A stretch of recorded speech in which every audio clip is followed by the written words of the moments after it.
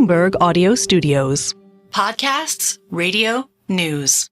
When Asad Ijaz Butt was growing up, he was ambitious. He left his home country of Pakistan to attend college in Canada. He graduated with honours and got a job there as a management consultant. But in 2015, when Asad was in his mid-20s, he made a decision that surprised people close to him.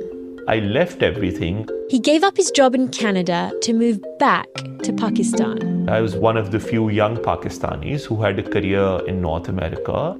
A lot of Pakistanis found it very surprising that somebody who was settled in a country like Canada went back to work in Pakistan. When Asad got back to Pakistan, he got a job in the government, working under two finance ministers. It was considered a well-paid and prestigious job inside Pakistan, and Asad was glad to be able to do something that felt like giving back. I had a passion to do something for my country, for my people. But almost a decade later, that passion began to fade. The prices of things Asad needed to live every day were rising, and he started to feel like his salary wasn't keeping up. My wife was earning in Pakistan, I was earning in Pakistan, but yet I think over time, both of us, our salaries lumped together, could not afford the higher rental prices, the high fuel prices. Asad took on more work, one side gig after another. I had to do 3 jobs at one point. I started feeling that my health was badly affected because on a lot of these days I was working more than 15 hours a day and perhaps more than 80 hours a week. But Asad still didn't feel it was enough to keep up with his expenses, and he was starting to feel like he needed to make a bigger change. You know, this feeling kept growing that I have to put bread on my table. I was entering my 30s, I got married, also I had more responsibilities. And I had to take the tough decision, very painstakingly, to come back to the life I was living before 2015. Asad decided to look for opportunities outside of Pakistan. He applied for scholarships to get a PhD, and he got one in the US. He moved to Boston in 2023. Asad is just one of a growing number of Pakistanis who feel like life is getting harder and harder inside the country. Prices and taxes are going up in Pakistan and people feel more trapped. Everyone is much more poorer. That's Bloomberg's Pakistan bureau chief, Faseeh Mangi, who's based in Karachi. Last year, Pakistan recorded the highest outflow in 7 years. This is according to recent data from United Nations. The exodus was most pronounced among skilled and educated. In 2023, the number of doctors, engineers, accountants, and managers who left Pakistan doubled to 60,000. That makes Pakistan one of the top 10 countries for immigration. Welcome to the Big Take Asia from Bloomberg News. I'm Rebecca Choong Wilkins. Every week, we take you inside some of the world's biggest and most powerful economies and the markets, tycoons, and businesses that drive this ever-shifting region. Today on the show, one of the world's most populous nations is facing a severe brain drain. Why are so many educated workers leaving? And where are they going? And what does this mean for Pakistan's already fragile economy? Migration from Pakistan is not a new phenomenon, but Bloomberg's Faseeh Mangi told us that in 2022, things started to get really bad. More than 800,000 people left Pakistan that year. So it started about 2 years ago. Pakistan has been going through its biggest economic storm in its history in the past 2-3 years. So a lot of people lost a lot of hope. It became tougher to make ends meet. So people started looking outside of Pakistan. One item that many households are struggling to afford is electricity.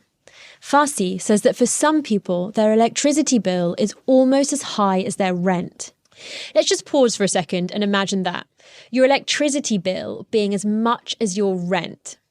And that means people can hardly save, if at all. Electricity bill would be the biggest component of expenses. People also go to the utility companies and be like, hey, we got this bill. Can you cut it down into smaller installments so we can pay it over 6 months or 9 months. People are actually getting loans from families and friends to make ends meet. Faseeh says there are three main drivers behind these massive price hikes for things like electricity. The first one is the rise in global commodity prices that has impacted everyone everywhere. But on top of that, number two, Pakistan has seen its currency significantly devalued.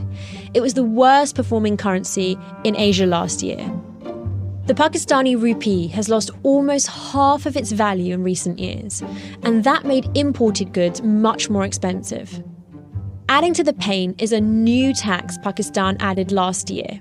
Pakistan imposed something called a luxury tax. So anything imported from overseas has gotten an extra luxury tax. And I can tell you from personal experience that Doritos also falls in that category. And Doritos in Karachi now cost like ginormously more than how much it costs in Dubai.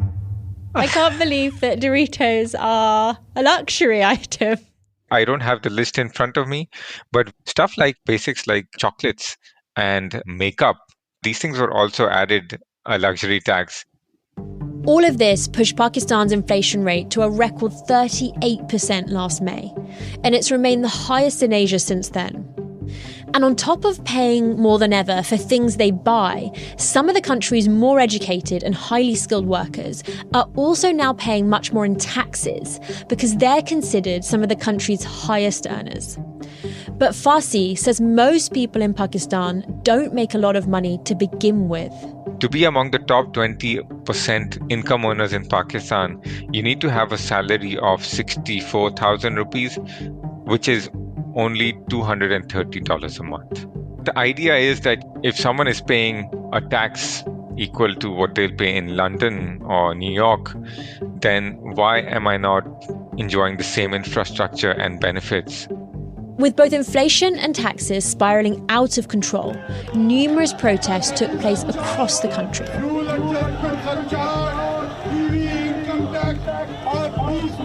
And people started to rush for the exit door. Anyone with a high degree who can move is moving.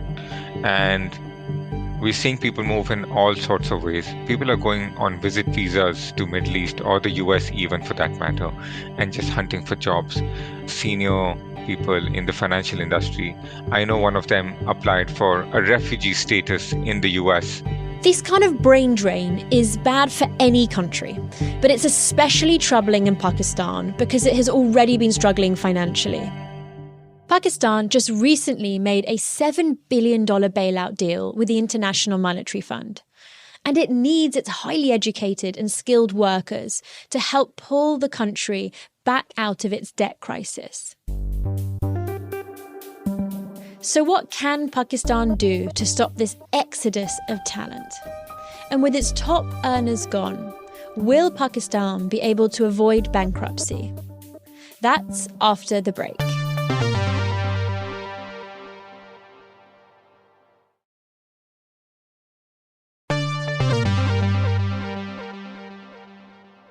Record numbers of Pakistanis, including some of the highest earners in the country, are leaving for other places. And Bloomberg's Faseeh Mangi says the reason they're leaving has a lot to do with the state of Pakistan's economy right now and where they see it going in the future. Pakistan's economic growth on an average of trailing 3 years is the lowest ever in its history right now. Analysts and economists are not predicting Pakistan's economic growth to go up anytime soon. On top of this slowing growth, the country is also dealing with massive debt. Pakistan faces about $26 billion in loan repayments to partners like China, Saudi Arabia, and the UAE. And it's also gotten huge loans from the IMF to help the country avoid a default. So the IMF is the lender of last resort. Pakistan is one of the most frequent customers for the IMF. The IMF classifies Pakistan's debt situation as borderline sustainable. So it's walking on a fine rope. Earlier this year, or just a month or so ago, IMF approved a new $7 billion bailout. This was the 25th program in Pakistan's history. And just to give some context as well, so Pakistan ended another program from the IMF earlier this year, and Pakistan has been going from one IMF program to the other.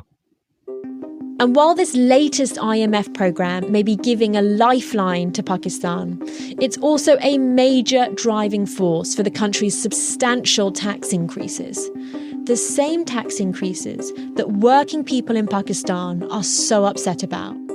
In order to meet the conditions set by the IMF for the deal, Pakistan recently raised the total tax revenue target by 40%, the highest on record.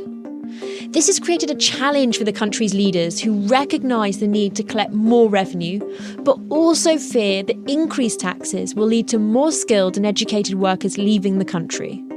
Ali Pervez Malik, the State Minister for Finance and Revenue, said talent leaving is something we must be cognizant of. Here's Bloomberg's Faseeh Mangi again. They're aware of the fact that the taxes are high. They say whenever they can give a relief to the income tax sector, they will give a relief. But it's going to be a rough ride for the next few years. It's going to be difficult. Economists say it's going to be difficult for the government to give that relief. Faseeh, what happens if the government fails to stop more Pakistanis from leaving the country then? We're going to have a talent issue in Pakistan. A lot of companies are not finding the same quality of people to replace the people who are leaving. So it's creating a massive hole of talent. So where does Pakistan go from here? Will Pakistan be able to navigate itself out of this economic crunch? Will the $7 billion IMF bailout be its last? Faseeh says there's no clear path forward. One thing to note is that the IMF program is a stabilizer. It's not a booster for your economy. It doesn't solve the problems, the base problems of the economy. It can tell you what needs to be done. It can lay it out. In Pakistan, everyone says everyone knows what the problem is. It's about getting the job done. And unfortunately, we haven't been able to do the job for a long time. We're seeing a very serious effort this time. Whether we will be able to do it or not, that is a question that remains. And we'll just need to wait and see what happens. And as for Assad, who we heard from in the beginning of the episode, who left Pakistan to pursue a life in the US, he says even though he's chosen to leave his home country for now, he still holds out hope that he could one day return. I think that option never goes out of the window and it will always stay on the cards. It's my country, I love it, and it's a sad situation. But I guess when I decided to jump the boat, I thought about all these things, but constantly your passion for the country, your passion for meaningful change, it's constantly pitted against economic responsibility. And at the end of the day, you have to put your weight behind economic responsibility more than pure passions or emotionality for your country.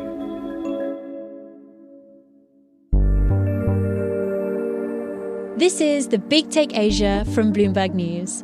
I'm Rebecca Choong Wilkins.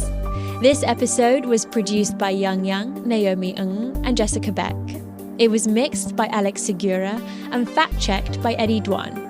It was edited by Caitlin Kenny, Aaron Edwards, and Kai Schultz. We'd like to give special thanks to the Bloomberg Originals team. Naomi Shavin is our senior producer, Elizabeth Ponso is our senior editor, Nicole Beamstabor is our executive producer, and Sage Bauman is Bloomberg's head of podcast. Please follow and review The Big Take Asia wherever you listen to podcasts. It really helps new listeners find the show. See you next time.